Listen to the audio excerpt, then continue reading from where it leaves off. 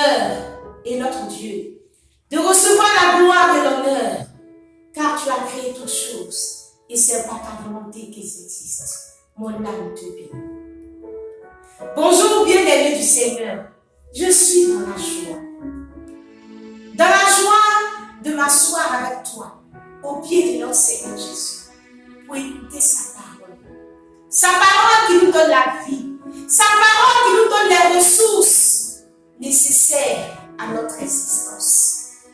Bien-aimés du Seigneur, aime la parole du Seigneur. Et asseyons-nous auprès de notre Seigneur pour entendre ce qu'il va nous dire encore aujourd'hui.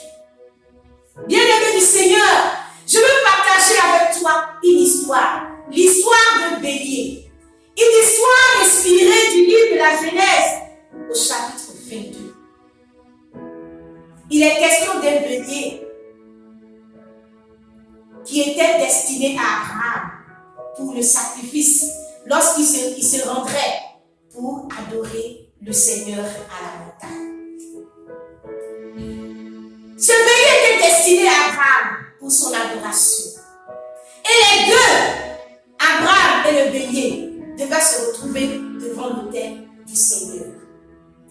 Et voici que sous ses yeux, le bélier voit Abraham qui passe avec Isaac en direction de l'autel. Mon frère, ma soeur, à partir de cette histoire, je veux ressortir une leçon en ce qui concerne le mariage. En Genèse 22, au verset 13, la Bible nous parle d'un bélier qui était dans le buisson. Retenu dans le buisson. Quand tu entends le buisson, tu penses automatiquement à Moïse. La Bible nous dit que Moïse, en Exode 3, était en train de perdre le troupeau de son beau-père, Jéthro, à la montagne de Dieu, à Horeb. Et voici que l'œil de l'Éternel apparaît à Moïse au milieu de ce buisson. Et Dieu commence à parler à Moïse. Dieu commence à se révéler à Moïse. Le Seigneur se révèle à Moïse en ce qui concerne le peuple de Dieu, la délivrance du peuple d'Israël d'Égypte. Et le Seigneur disait à Moïse le rôle que celui-ci allait jouer dans cette délivrance. Le buisson, c'est le lieu de la révélation. C'est là où Dieu se révèle, là où Dieu dit sa volonté, là où Dieu nous fait connaître notre destinée. Et le bélier de Genèse 22 était dans le buisson. Dieu se révélait à lui. Et le bélier a su au milieu de ce buisson qu'il était destiné à Abraham. Ce bélier, c'est un homme, c'est une femme. Ce bélier, c'est toi et c'est moi. Comme ce bélier, tu peux dire, Dieu m'a parlé. Je suis dans le buisson. Je suis dans la révélation divine. Dieu m'a parlé. Je suis convaincu que c'est Dieu. J'ai la conviction profonde. J'ai le témoignage intérieur de ce que Dieu m'a dit. Que tu es mon mari, tu es ma femme. Non, je ne suis pas une plaisantée. Je ne prends pas le nom de Dieu en vain. Je ne dis pas Dieu a dit pendant que Dieu n'a pas dit. Non, Dieu m'a dit. En vérité, je te l'ai dit, Dieu m'a dit. Dieu s'est révélé à moi. Il m'a dit que telle personne est mon mari, que telle personne est ma femme. Mais il y a un problème.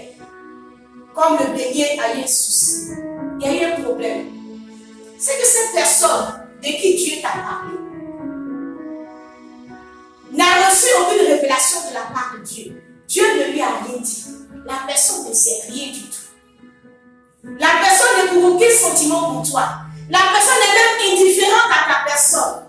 Et plus grave encore, c'est que le cœur de la personne bat pour une autre personne. Comme Abraham qui aimait Isaac. Et c'est dans cette situation-là que certaines personnes se trouvent. Une situation compliquée, n'est-ce pas? Mais dans cette situation compliquée, le bélier était dans le buisson. Mon frère, ma soeur, dans cette situation compliquée, le bélier était dans le buisson. Dans cette situation compliquée, un homme ou une femme est dans le buisson. Il est dans le buisson, elle est dans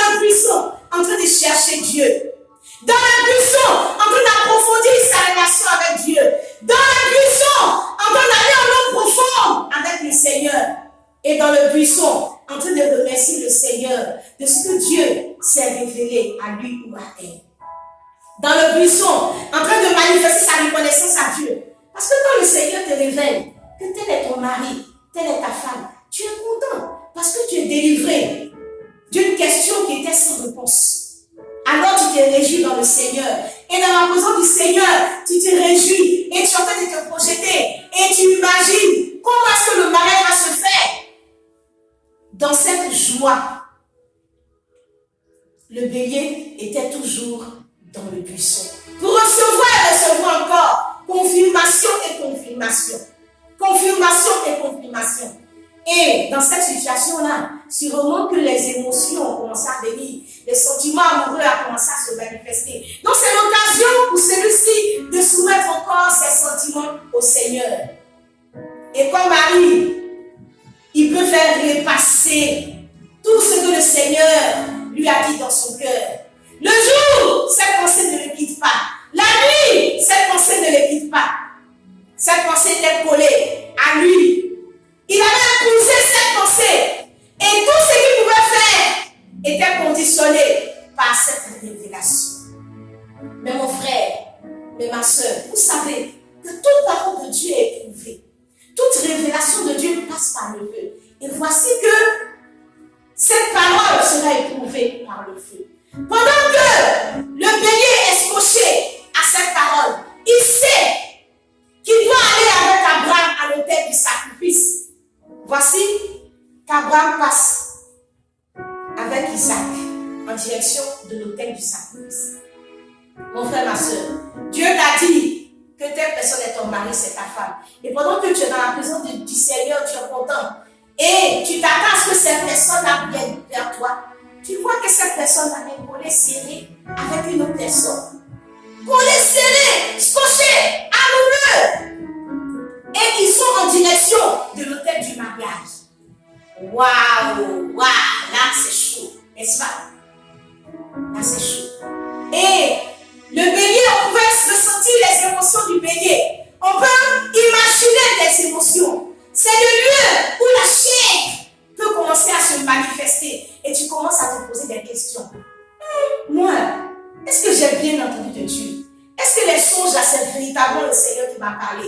Est-ce que les visions que j'ai eues, c'est vraiment Dieu?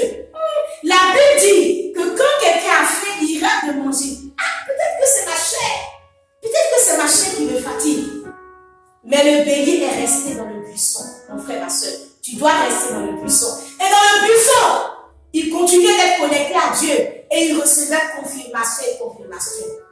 Quand on est sous l'effet de la chair, beaucoup de choses peuvent se passer.